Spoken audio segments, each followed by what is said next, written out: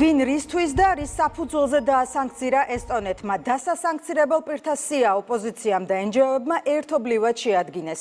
Ამ საქმეს კი სათავეში ეკა გიგაური და ორგანიზაცია საერთაშორისო გამჭვირვალობა საქართველო ედგა. ირკვევა, რომ ბალტიისპირეთში დასანქცირებულ პირთა სია და მიზეზები სწორედ გიგაურის ორგანიზაციის შეხედულებით შედგა. მაგალითად, ლაშა ტალახაძე ამ სიაში იმის გამო მოხვდა, რომ როგორც საერთაშორისო გამჭვირვალობა მიუთითებს, ის აგრესიულობით გამოირჩევა. ამით გიგაურის ორგანიზაციის ირგვლივ სკანდალი არ სრულდება. აღმოჩნდა, რომ რადიკალური ოპოზიციის მხარდამჭერმა ეკა გიგაურმა საერთაშორისო გამჭვირვალობის რეგისტრაციის ადგილი საქართველოდან ესტონეთში გადაიტანა.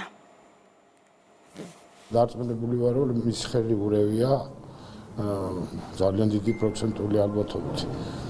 თან წარმოვიდგინეთ, იმდენად უნდა მოეძებნათ რაღაცას, თქვა ახსნა ამისათვის ლაშა ტალახაძეს დააბრალეს აგრესიულობა. რომ თითქოს ლაშა ტალახაძე დასანქცირდა აგრესიულობისთვის. რამნაირი აგრესიული არის ლაშა ტალახაძე, ჩვენ ყველა ვიხილეთ, როდესაც ერთ-ერთი აქტივისტი მისდევდა და უკანასკნელი სიტყვებით შეურაცხყოფას აყენებდა ამ თასავით კაცს და საერთოდ რეაქციაც კი არ მისცა ამაზე.